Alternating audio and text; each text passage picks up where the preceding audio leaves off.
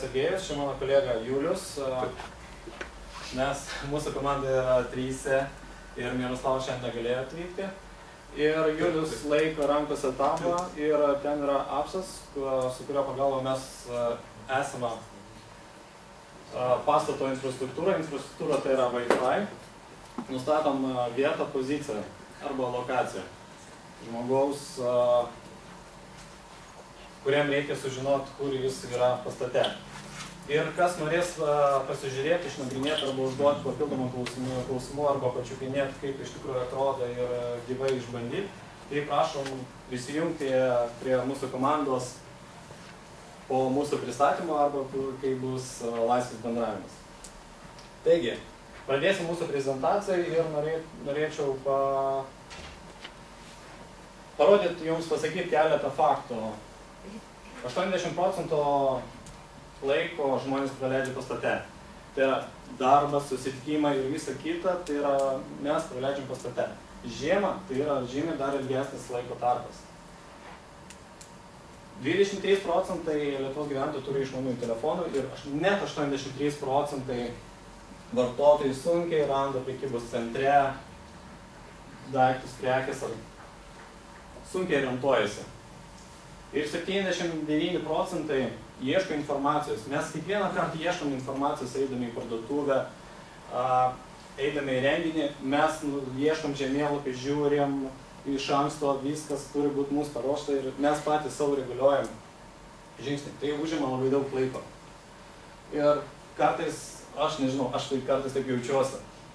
Nes atrodo, darai, žiūri, pasižiūri ir visas kelias, viskas jau yra aišku, bet kai eini prie pastato ar dar kažkas, pavyzdžiui, renginys vyksta, mūgė kokia nors, viskas. Viskas sustoja, niekas neaišku. Tada vėl klausinėjai, žiūrinėjai, bandai paklausyti, žiūrėti, kaip srautas eina. Tai ganėtinai sudėtinga. Mūsų sprendimas yra per tabą, per mobilų telefoną ir mes norim atsakyti į 3 klausimus. Kur aš, kas aplink mane, kur eiti. Mūsų sprendimas ne tik parodo, kur teisingai, kaip greičiausiai, kaip trumpiausiai nueiti arba per tas vietas, kur mes esame pažymėję, bet pateikti išsamią informaciją. Pavyzdžiui, prekybos centre, kur šiuo metu yra akcija, kur išdėliotos prekės. Tada uostas, kokiu keliu eiti, koks skrydis. Galima tiesiog net parodyti bilietą. Taip, mūsų sprendimas ir mes orientuojamės į 2 sektorius – B2BC ir B2B. B2BC tai būtų maždaug, kad jums lengviau būtų suprasti, tai būtų eBay's arba Ozas. Ozas yra pirmas kvadratėlis, antras tai yra parduotuvės, trečias kvadratėlis C, tai klientai ateina tas visas srautas. Mes manom, kad ir skaičiuojam, kad uždirbsim pinigus iš tų pirmųjų dalių, visą kitą paprastai vartotojai gaus visą aplikaciją nemokamai, plus iš papildomų paslaugų. Mūsų sprendimas atrodo taip. Tai yra DVC, klientas valdo visą srautą informaciją, deda žemėlapius. Per Wi-Fi vartotojas gauna informaciją ir taipogi pasižiūrė visą kelią, kaip kas eiti. Šiuo metu mūsų stadija yra aplikacija, kurioje vartotojas pats valdo informaciją ir gali nustatyti vietą, lokaciją, suskirstyti. Bet mūsų tolimesnis žingsnis yra sudėti viską į debesį ir kad klientas galėtų valdyti jau patrauklų padaryti sprendimą komerciją. Taigi, vertės kokias gauna. Klientų tiek verslo klientas, tiek paprastas vartotojas. Iš verslas tai yra navigacija, mobilumas, socialumas, gaminizacija ir turinio valdymas, vartotojo pilna analizė ir aiškiai trumpai pateikiama kur kas. Vartotojas gauna, kur aš esu, kur prekė yra padėta ir visą pilną informaciją. Tai aprašymas, kokios akcijos ir būtent ir nereikia nieko klausinėti, nes šiuo metu mes žiūrim lankstinų, kad tai yra nepatogu. Reikia internetą maišyti, taip toliau. Taigi, kur galima taikyti, aš kalbu apie prekybos centrus, bet iš esmės taikyti sprendimą galima bet kur, tai yra priklauso tik nuo fantazijos. Kur yra didelis pastatas, ir didelės srautų žmonių. Taip, konkurentai iš tikrųjų yra stiprus, bet mes manom, kad mūsų sprendimas bus artimesnis ir naudingesnis. Taigi, ką mes padarėm? Iš tikrųjų, praėjom nemažą kelią formuojant komandą, išanalizuojant ir išgryninant pačią verslo idėją, kaip turi atrodyti, kaip kas gulasi. Ir technologinis. Mes atmetėm daug technologinių sprendimų dėl kainos, dėl realizacijos ir dėl sunkumų įgyvendinant. Taigi, mes turim demo, turim pirminį rezultatą. Ir ko mes skiriamės nuo kitų, tai yra infrastruktūra. Infrastruktūra net gali būti šis mobilus telefonas. Mes galim 4 kampuose padėti ir tai padidina tikslumą. Nereikia kurti, nereikia nieko statyti, nes pavyzdžiui, Vilniaus biblioteka, kur yra šiuo metu naujai atidaryta, yra net 26 Wi-Fi. Su to ir infrastruktūra jau veikia. Reikia tik aplikacijos ir tinkamai išdėstyti informaciją. Taigi, mūsų komanda ir norim labai padėkoti mūsų facilitatoriai Edgarui ir mentoriui Arvidui iš New Baltic. Taigi, laukiam jūsų pastabų ir komentarų.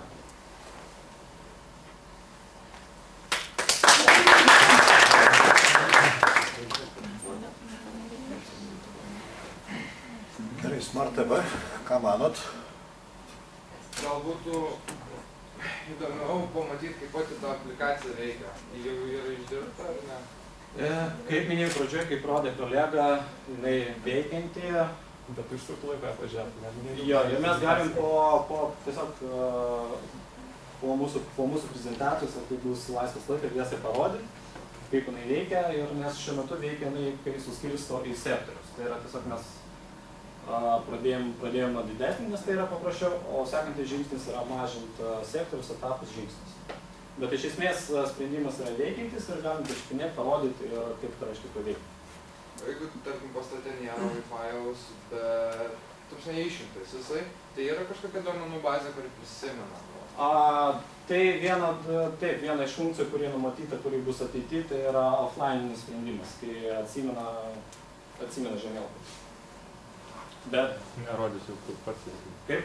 Kur pats esi, nerodysiu. Rodys, kadangi daug yra... Nes šiuolaikiniam mobiliajam telefone, smart telefone yra navigacijos, kompas ir visokių kitokių daviklių. Tai iš esmės gali rodyti žingsniamatis ir taip toliau, taip toliau. Ir tai gali veikti. Ir tai galim gauti šito pastato planą. Kaip? Mes galim gauti šito pastato planą, kaip išeina. Iš esmės yra dvi galimybės. Jeigu jums yra prieinamas pastato planas, jūs iš tikrųjų galite kelti. Arba tiesiog, jeigu jūs neturite pastato planą, jūs galite pavaikščioti tiesiog su renginiu, su apsu, sužinėti tiesiog.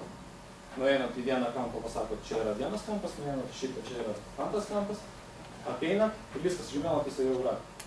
Ir jūs tiesiog, kai vaikščiot, tada jums sistema automatiškai pasako. Jūs šiuo metu esate šitam.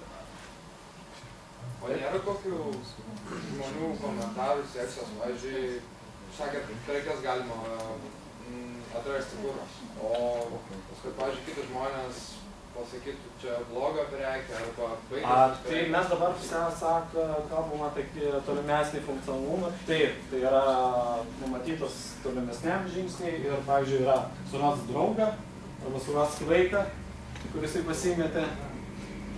Bet ir iš esmės vienas iš punktų, kur buvo paminėtas, tai yra socializacija, tai yra bendradarbiavimas, tai yra bendravimas. Vienas iš dabartinių visų sprendimų yra soctinklai. Tai tiesiog yra neišvengiama. Dar porą klausėjų. Raidai, tu turi gerus klausimus, bet gal dar, jeigu dabar nėra komandų pačioj, tiesiog kokia komanda dar norėtų paklausti?